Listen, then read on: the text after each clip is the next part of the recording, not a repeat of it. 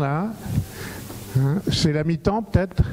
C'est la mi-temps, donc j'espère qu'ils vont se droguer un petit peu pendant la pause. Ça va redémarrer sur des bonnes...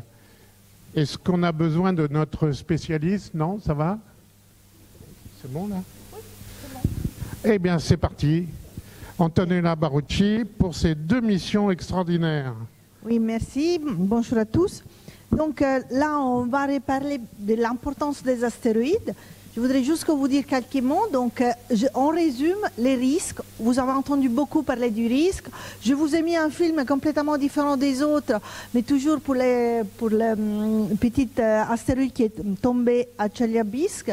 Et vous voyez qu'il y a eu quand même des blessés, même si c'est rien de grave. Mais ce type d'événements, il y en a tout le temps. Et il ne faut pas oublier aussi l'effet des dinosaures. L'histoire des dinosaures, quand ils sont disparus il y a 65 millions d'années, c'est à cause d'un astéroïde. Donc les risques existent et c'est très important. Mais ce que je vais vous parler, c'est vraiment de la science. Donc l'importance des astéroïdes pour l'origine du système solaire, l'origine de la vie, mais il y a aussi des autres objectifs, et la NASA, l'agence spatiale américaine, il a des objectifs qui sont aussi les ressources. Il voudrait utiliser les astéroïdes comme ressources pour des minéraux précieux, mais aussi comme point pour aller dans l'exploration du système solaire. Donc utiliser par exemple l'eau ou des autres éléments, et donc utiliser un peu comme des stations d'essence dans les voyages dans les systèmes solaires. Donc là aussi, le Luxembourg, il est en train de vraiment s'investir beaucoup sur ce type de travail. Donc, comprendre les origines. Pourquoi? Comme vous avez entendu parler par Brigitte, les astéroïdes sont vraiment les planétésimaux qui ont formé notre système solaire. Donc, quand on pense au disque de matière formé des poussières, des gaz, cette poussière, il a eu beaucoup de collisions et il a commencé à sécréter ensemble pour former des planétésimaux de quelques centimètres, millimètres, mètres, et petit à petit plus grands, donc des embryons planétaires, et après les planètes. Donc les astéroïdes sont tous les objets qui ne sont pas arrivés à former une planète, entre Mars et Jupiter, parce que Jupiter et Mars étaient beaucoup plus gros, formés avant, et donc ils ne sont pas arrivés à se former. Donc ils sont très importants pour comprendre l'origine de notre système solaire. Et c'est quelque chose qu'il ne faut vraiment pas oublier. Donc vous avez vu la diversité de cet objet. Là, vous avez aussi une image de la comète Churyumov. Donc tout ça, c'est à une échelle. Il y a tous les astéroïdes visités par des sondes spatiales, les comètes. Là, la comète Churyumov-Gerasimenko, ce n'est pas à une échelle, mais juste pour vous montrer la différence de ces objets. Chacun il a ses propriétés, c'est différent l'un de l'autre, et tous sont très importants. Mais quand on parle des objets très importants, il faut les étudier tous dans les détails, parce que c'est un peu comme étudier la population des humains. Chacun, c'est différent.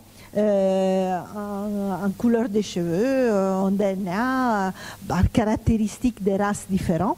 Mais chacun, ça nous porte des informations sur les origines. Toute cette population, ils sont formés quand même dans les mêmes origines. Et donc, c'est la même chose. Étudier ces objets, ça nous porte à vraiment étudier l'origine de notre système solaire. Et donc là, pour faire ça, il y a 2 missions. Donc la mission Hayabusa 2 de la JAXA. La JAXA, c'est l'agence spatiale japonaise. Et la mission Osiris-Rex de la NASA. La NASA, c'est l'agence spatiale américaine, qui sont en train d'aller vers des objets les plus primitifs du système solaire. Celles pour lesquelles les météorites, on a des météorites, mais ils sont très faibles. On sait que la population des astéroïdes de type C, primitifs, sont presque 50% de la population. Par contre, les météorites, c'est seulement les 5%, sont des météorites fragiles qu'on n'arrive pas à trouver sur Terre. Et des fois, quand ils rentrent dans l'atmosphère, ils sont altérés, et aussi l'impact, on peut trouver des altérations, donc ils ne sont pas vraiment tout représentatifs des objets qui sont dans le ciel. Donc c'est très important d'avoir du matériel pristine, primitif sur Terre, et utiliser les instruments très puissants qu'on a sur Terre, comme les synchrotons, ou des instruments très lourds qu'on ne peut pas envoyer dans l'espace. Donc ça, c'est l'importance des missions des sans retour. Et donc là, on a sa mission qui était Hayabusa 2 qui était lancée en décembre 2014. Et là, on est autour de l'objet Ryugu. Et je vous ai montré les premières images. Vous parlez un petit peu trop près, ça fait des... Oui, là, je vais essayer de cibler. Donc, Osiris-Rex, c'est vers l'astéroïde Bennu. qui était lancé en 2016 et donc il va arriver à l'astéroïde vers le mois d'octobre. Donc c'est vraiment une période les prochaines. À partir de là, de ces moments, on a les premières données. Jusqu'aux prochains 2 ans, on va avoir plein de données de ces 2 objets jusqu'au moment qu'on aura du sample retour sur Terre, 2020 pour Hayabusa 2 et 2023 pour la mission Osiris-Rex. Donc Ryugu, c'est un objet qui fait à peu près 900 mètres de diamètre. Il a cette réflexion, capacité de réflexion, l'albédo qu'on a parlé tout à l'heure, Sonia, du 44%. Ça veut dire que 0, c'est du carbone noir, noir, noir, pas de réflexion. 1, c'est les miroirs, la neige, donc la réflexion totale. Hein. Donc ce sont des objets très sombres. Et ça, c'est l'orbite donc, de l'objet. Par rapport à l'orbite de la Terre, ils font partie toujours des objets géocroiseurs. Et ça, c'est un modèle qui était fait avant la sonde, avec les données qu'on a, avec les télescopes depuis le sol, depuis la Terre. Et là, je vais vous montrer les premières données. Donc là, si vous voyez, c'est l'orbite de l'objet avec des étoiles et l'objet qui bouge. Donc on est très bien. Là, ce sont des images du mois de mai. On commence à individuer l'objet. On s'approche de plus en plus. Donc là, vous avez l'objet le 10 juin. Donc on commence à voir des petites, un peu plus de résolution. Et là, c'est les 13. On commence vraiment à voir la forme. Donc c'est avec une exposition qui c'est tout petit, hein, de 0,09 secondes. Donc on commence à voir les images. Et donc là, je vous ai mis les petits films qu'on a pris les 14 juin, donc il n'y a pas très longtemps. Et on voit cette forme très irrégulière, plutôt sphérique, mais avec beaucoup déjà des variations sur la surface. Donc cette image était prise les 14 juin quand on était à une distance de 650 km de l'objet. Et donc là, il faisait jusqu'aux 13 pixels. Hein. Les pixels, c'est la résolution de la caméra. Et donc les diamètres, à peu près 900 mètres, c'était 13 pixels. Et là, on va voir les nouvelles images. De plus en plus, on s'approche. Donc c'était à partir du 18 juin jusqu'à la dernière là, que vous voyez, c'est le 20 juin. Et alors, quand on parlait des couleurs, c'est vraiment les couleurs vraies de l'objet lui-même. Donc la caméra, il a différents filtres et on fait des compositions des filtres pour avoir l'image. Et donc là, ça vous donne la comparaison du couleur de l'objet par rapport aux couleurs de la Terre, comme si c'était de la même, avec les mêmes techniques. Donc cette image était prise par la même caméra. Donc bien sûr, la Terre, il fait 13 000 km et l'objet, il fait même pas 1 km. Mais juste pour vous donner une idée de la différence des couleurs. Donc là, on est à 40 km de distance. Et donc, vous voyez cet objet qu'il a une forme sphérique, mais on appelle top shape avec, si vous voyez là, une espèce des montagnes, des bridges en anglais, où tous les matériaux, ça semble descendre. Donc, c'est un modèle d'objet qu'on s'attendait de trouver depuis la Terre, et avec les modèles qu'on a fait, et cette forme, ça semble que c'est dû à l'effet thermique. Hein. Donc en réalité, comment on arrive à former ce type d'objet? Les soleils réchauffent la surface, donc accélèrent la rotation de ces objets, et donc peut changer avec l'accélération les matériaux qui sont les régolithes, la poussière qui est sous la surface de ces objets, ça descend vers l'équateur. Donc là, vous avez la vision polaire, là, vous avez la vision équatoriale. Donc, vous voyez, les blancs, c'est celle qui a les matériaux plus frais, qui n'étaient pas sous la surface. Et là, c'est l'équateur, où toute la poussière, il descend vers l'équateur. Donc, ça peut aussi créer des objets binaires ou pas. Mais c'est ce qu'on appelle donc dû à l'effet de York. Et si vous voyez cette forme, c'est exactement la forme de cet objet-là. Donc là, c'est la dernière image qu'on vient de la voir, c'est le 27 juin. Donc il y a jusqu'aux 2 jours, quand on était à 20 km de distance de l'objet. Donc de plus en plus, on va s'approcher. Et le 5 juillet, on va être à 5 km, donc on va voir beaucoup plus de détails. Alors c'est un objet qui a une rotation autour de son axe de 7,6 heures. 36 heures. Donc, qu'est-ce que ça veut dire? Ça veut dire qu'en réalité, ce n'est pas si rapide. mais probablement il y a eu une collision qui a ralenti sa rotation autour de l'axe de rotation. Alors quelque chose que aussi c'est très étonnant, on a les bridges ici, on a cette forme typique connectée l'effet d'Eya, mais aussi beaucoup de cratères. Donc il y a eu une cratérisation des impacts après la formation, et si vous voyez là aussi, il y a des grands cratères aussi ici, et après on a aussi beaucoup des cailloux sur la surface, des cailloux qui sont aussi assez grands, et donc il y a cette agrégation probablement après une collision ou après des autres collisions. Donc on commence vraiment à analyser les données, essayer de comprendre donc comment ces objets se sont formés, et après plus en détail comprendre vraiment la composition avec les spectromètres et avec l'analyse des échantillons qu'on ramenait sur Terre. Alors, cette mission, il y a aussi un petit lander qui s'appelle Mascotte, qui était fait par les Allemands et les Français. Donc, les CNES a participé, l'agence française, l'agence spatiale française CNES a participé à cette Mascotte. Et Mascotte, c'est un héritage des landers Philae qui étaient sous la mission Rosetta. Donc, Philae, c'était un grand lander. Là, c'est un lander qui fait seulement 10 kg, tout petit, miniaturisé, et qui aura une vie très courte sur la surface de l'astéroïde. Donc là, je voudrais vous montrer un petit film.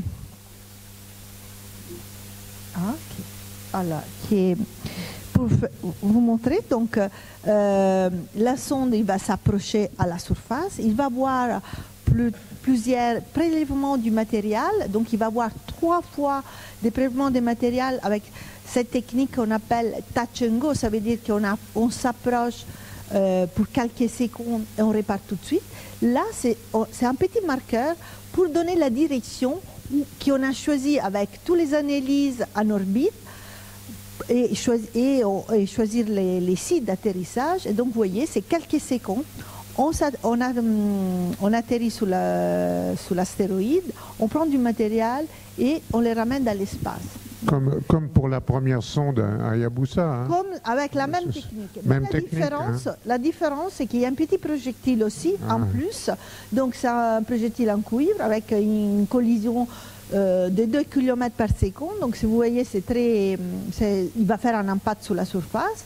Donc dès qu'on a déclenché les projectiles, la sonde il va se cacher derrière, comme vous voyez là, pour se protéger dans les cas de la poussière.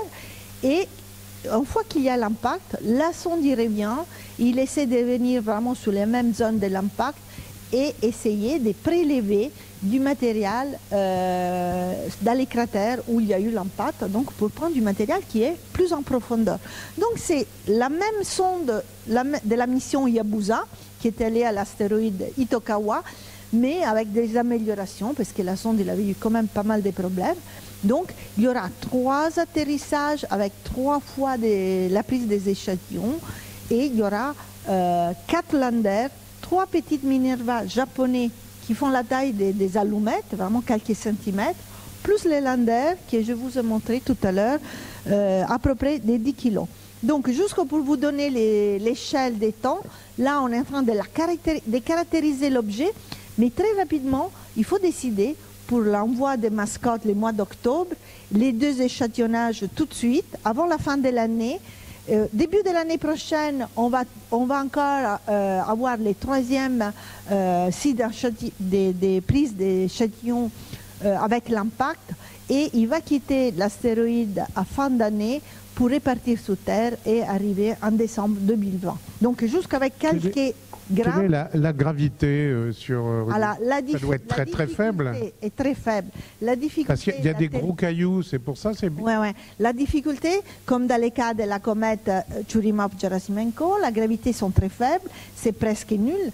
Et en réalité, par exemple, aux premières tentatives avec la mission Hayabusa 1, les petits landers Minerva, ils ne sont pas arrivés sur la surface, ils sont restés en orbite dans l'espace parce que la gravité est très faible. Donc ça, la difficulté d'atterrir et prendre des échantillons.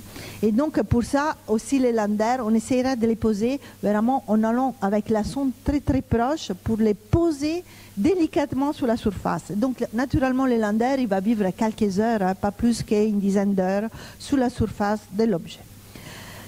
Donc, ça, c'était la mission Hayabusa 2 japonais, de la JAXA. Là, je vais vous dire quelques mots sur la mission Osiris-Rex de la NASA. Donc, comme vous voyez là, là c'est les spacecraft, il y a les différents instruments, donc il y a les caméras, il y a les spectromètres à l'infrarouge, un instrument qui s'appelle Osiris-Rex, c'était donc dans les thermiques, il y a des instruments qui sont des expériences faites par les étudiants. Là, c'est l'antenne. Et ça, c'est la petite rentrée capsule, la capsule de retour des échantillons sur Terre.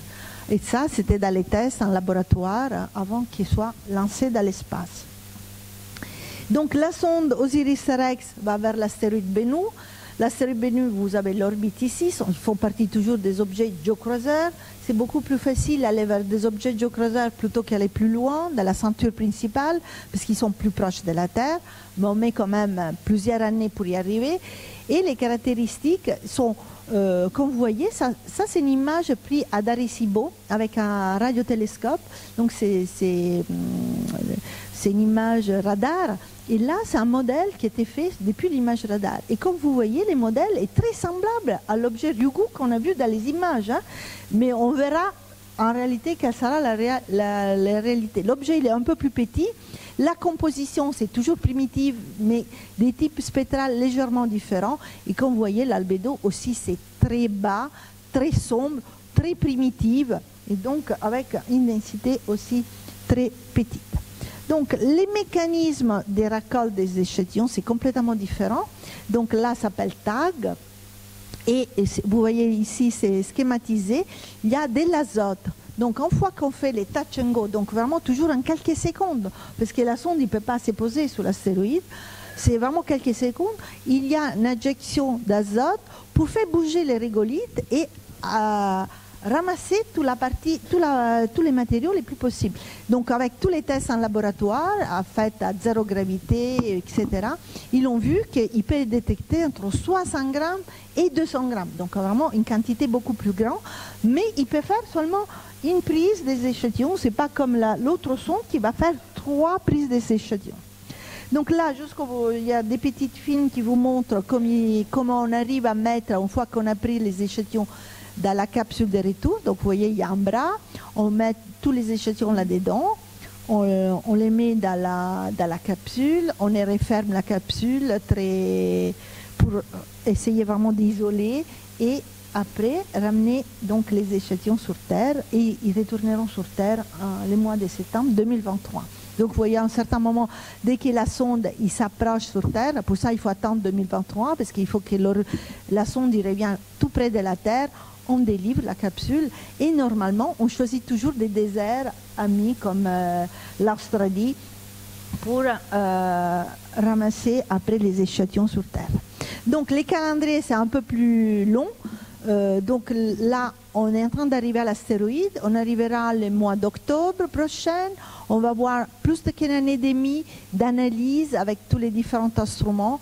Et après, on fait les échantillonnages, on prend les échantillons sous la surface et on part à la fin des années 2020 pour arriver jusqu'en 2023 sur Terre et on commencera toute l'analyse en laboratoire de la matière primitive, pristine de notre système solaire. Donc, juste pour conclure, je voudrais vous dire que les astéroïdes, on l'a considéré, on a parlé beaucoup des risques, des dangers, et donc il faut faire très attention, il faut les connaître, il faut connaître tous les objets, mais les astéroïdes sont aussi considérés des amis, parce qu'ils sont celles qu'on pense qui ont porté la vie sur Terre. Donc c'est ça quelque chose de très important. Et donc il y a eu une période où il y a eu beaucoup de collisions, jusqu'à un moment qu'on appelle, ce qu'on appelle en anglais Late Heavy Bombardment, qu'il y a venu plus ou moins 3,9 milliards d'années. Donc c'était les bombardements massifs des collisions. Et à ces moments-là, jusqu'après cette période de bombardement intense, des collisions très intensives, qu'on a eu les premiers signes de vie sur Terre. Et donc, on a associé cette période à l'effet qu'ils soient vraiment ces objets qui ont apporté la vie sur Terre. Et donc, comme je voudrais vous montrer avec ces derniers petits films, c'est que les astéroïdes, avec leur collision, ils ont apporté les matériaux primitifs importants comme l'eau, des molécules organiques et les molécules importantes pour l'origine de la vie. Donc ce qu'on appelle les molécules prébiotiques. Et donc on ne sait pas si ce sont les astéroïdes ou les comètes, il y a beaucoup de discussions, on essaie d'analyser. De toute façon, ce n'est pas important, mais c'est cet objet primitif qui ont vraiment apporté cette matière importante pour l'origine de la vie. Et donc il faut l'étudier en détail pour vraiment rentrer dans la caractérisation. Et donc je vous remercie beaucoup. Je m'arrête ici.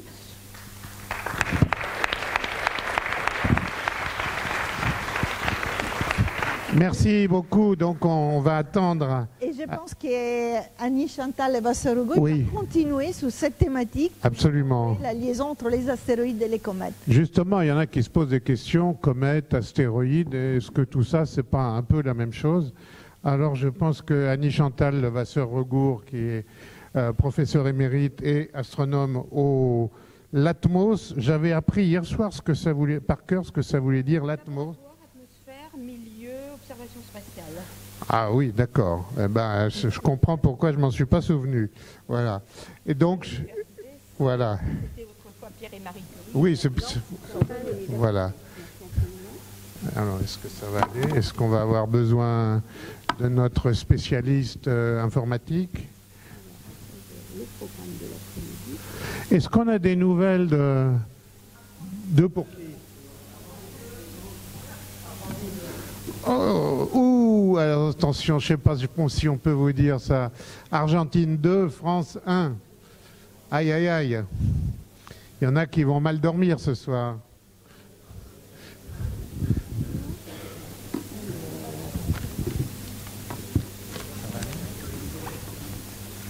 On me demande si ça va aller. Est-ce que la question est pour le foot ou pour ma présentation? Ah, c'est de la connexion. Non. Cher ami, nous allons peut-être avoir besoin de vous.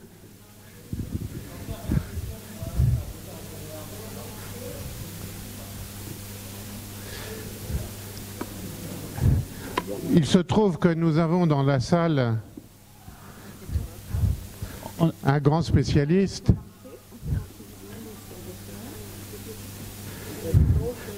Jean-Pierre. Voulez-vous aider ces dames? Comment tu t'appelles? Maximilien. Maxime. Eh bien, Maxime, à toi de jouer. Laissez Maxime travailler.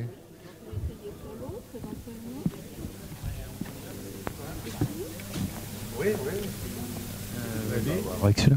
Antonella, oui, j'ai deux questions en fait pour vous en attendant. La première, c'est combien de temps pour Hayabusa 2 la poussière va-t-elle mettre à retomber? Est-ce qu'on a une idée?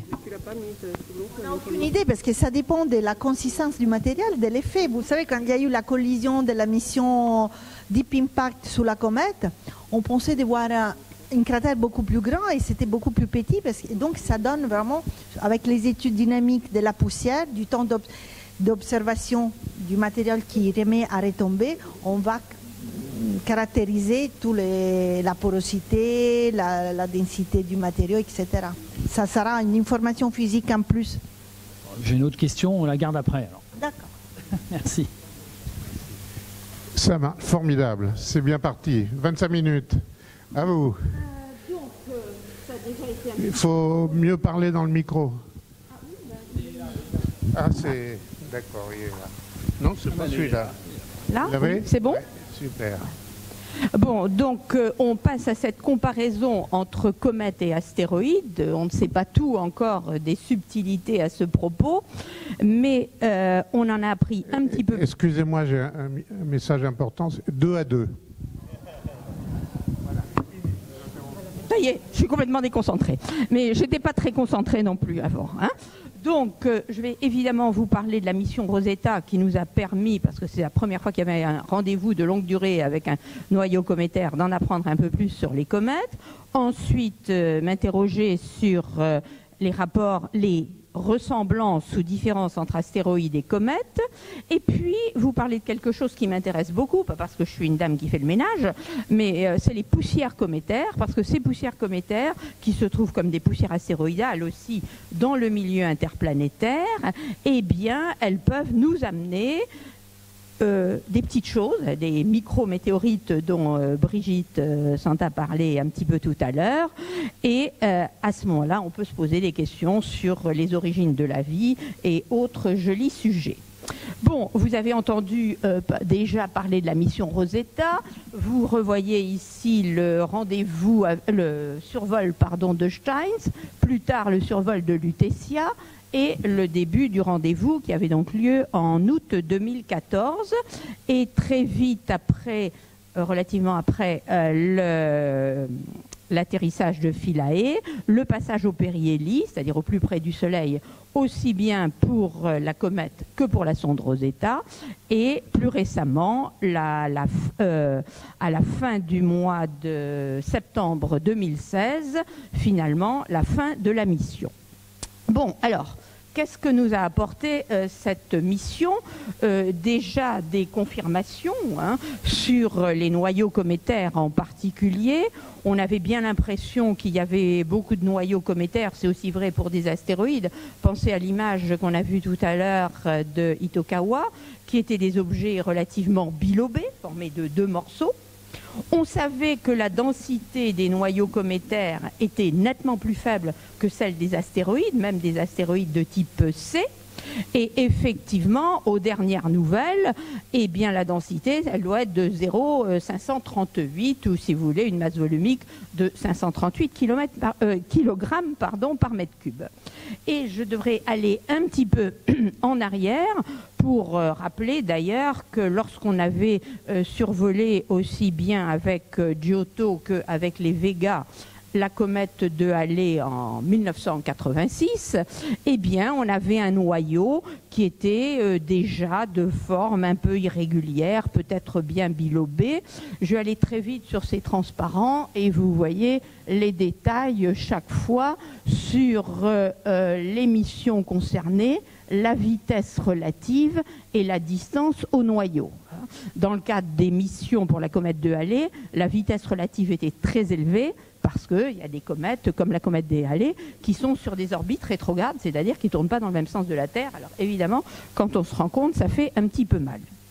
Donc vous voyez, il y avait toute une collection de noyaux cométaires, tous ces noyaux étant d'ailleurs fort sombres.